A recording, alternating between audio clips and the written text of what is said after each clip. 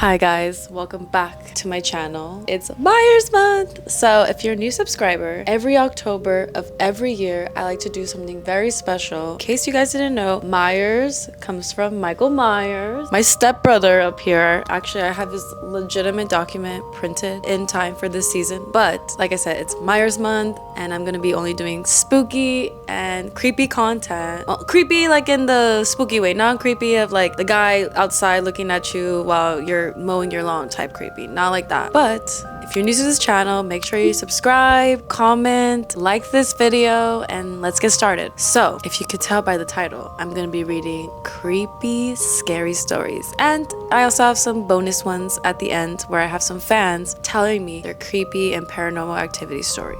One of my friend's family growing up had a beach house, and I did get invited every now and then. They even had a full-time maid who had her own flat at the back. One day, they go there for a long weekend, and when they opened the door, the place had been ransacked. They went to check on the maid and her flat was empty. All her belongings were gone. They called the cops, who came over and had a brief look. They weren't interested from what they said and left, saying the maid probably had something to do with it. And that's what everyone believed for a week, until the dad returned the following weekend to try and change the locks, and he brought their dogs along with him. One of the dogs started digging and found the maid buried in the backyard under a tarp. So the theory now is that whoever came in probably knew her and she recognized them and she had to go. That house ended up being like a murder house. That's creepy. A beach house already, and they had money. Sounds like a setup. A little girl is upstairs in her room playing with her dolls. She hears her mother call her down for lunch. She comes down the stairs, turns the corner, and passing the pantry under the stairs, suddenly the door swings open, grabs the little girl, pulls her in, and covers her mouth. Her mother whispered in her ear, "That wasn't me." That was creepy. Mommy told me never to go in the basement, but I wanted to see what was making that noise. It kind of sounded like a puppy, so I opened the basement door and tiptoed down a bit, and then mommy yanked me out the basement and yelled at me. Mommy had never yelled at me before, and it made me sad. Then mommy told me to never go to the basement again. She gave me a cookie. That made me feel better, so I didn't ask her why the boy in the basement was making noises like a puppy, or why he had no hands or feet. I've definitely had some ghost stories like that. I remember when I was little, I think my mom went out or something, and I was in the room, and I just remember it was like late at night. I remember I was like laying by the window, and the house I used to live in, it was an old couple that died there. And I remember hearing the dishes in the kitchen just like move around. So then I was like, shut up. So then I remember I went back to sleep because I was like, you know what, I'm just gonna ignore it, go back to sleep, whatever. So then I wake up again, and then I just remember someone outside my window, and they were saying, Violet. Like, there's no one here. Like, who is literally calling out my name outside? And I like looked out the window, and I just remember seeing like a bunch of fog going in a circle. So then I remember my mom came back home like around 4 or 5 a.m. and I remember just seeing like something over the curtain. I'll never get over it. And then I remember I got gifted a Bratz doll in this same house, and that doll like disappeared. I think the ghost took my doll. Yeah, that was like probably my only encounter with a ghost, but I kind of want to read some of the fan stories that you guys have for me. I was sleeping, and I felt my body getting rolled over, and it felt like someone was eating my... I can't take you guys seriously, honestly. I was watching a Violet Myers video. I was watching a Violet Myers video, and my internet went out.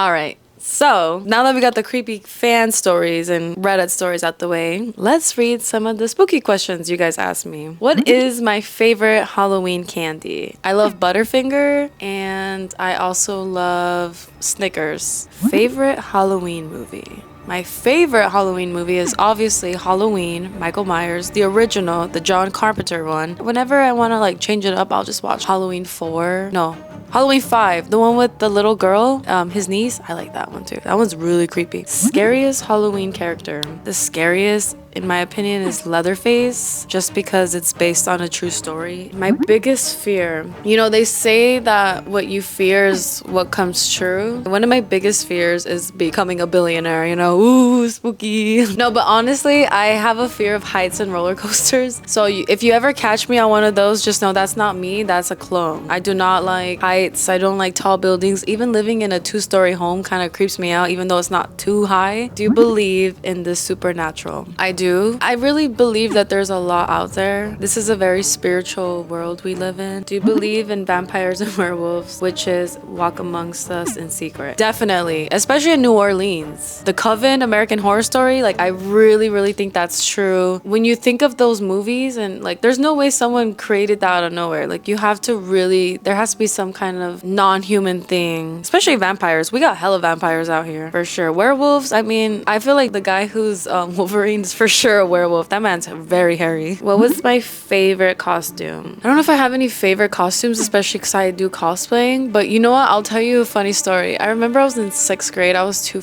young, bro. No, I was in 9th grade. And I was a sexy cop. What was I doing? I'm not really a big fan of sexualizing certain costumes. Like I did a UPS one last year. Imagine you're just a UPS worker and someone's just sexualizing your costume. Like that's kind of wild. Probably my favorite cosplay, anything with dark hair.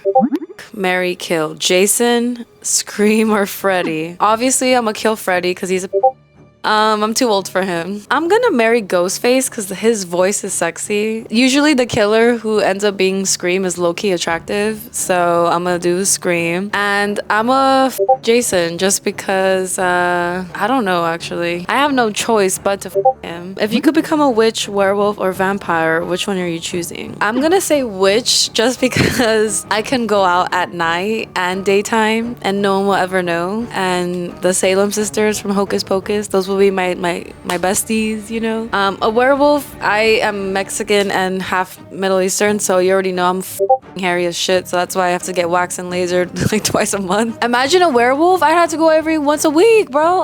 No, I'm not being a werewolf. And what do they even eat? Like meat? Like no thank you. Sometimes I don't even want meat. I'ma just choose a witch because they don't have no strict diets and I can go out in the morning and night. My favorite Disney Halloween show or movie, the That's So Raven, the Halloween one where she turns into a cow. Oh, or The Sweet Life of Zack and Cody, Ghost Story. That one, like we had the best childhood. I'm gonna be honest. If I ever have kids, I'm definitely gonna show them the old Disney Channel shows because they were the top tier. And then obviously my favorite Halloween like spooky movie, Scary Godmother. I love Scary Godmother. And then the last question is, what are some scary creatures or myths from your culture? Ooh, we have a lot. We have like La Chupacabra, we have La Llorona. I wouldn't say it's like a creature, but we celebrate Dia de los Muertos, which is the Day of the Dead, and it's more of like celebrating, you know, the passing and giving them the honor of just, you know, they lived a beautiful life. If you guys don't know, I have my sister is a twin and she like passed away, and I do it for my grandma, so we celebrate their life. Once a year you get to like give them a gift of like their favorite meal and just their favorite thing. You give them flowers. It's more of like celebrating their culture, if any, like celebrating them in our culture. So that's like one of our things. That's like the day after Halloween, so that's kind of spooky. Every culture has something spooky or scary, so like whatever your culture is, I want to know in the comments down below. And yeah, this is the beginning of Myers month, so make sure you guys are subscribed, like this video, and the next few videos are going to be very fun, so make sure you don't miss out and you have your notifications on. And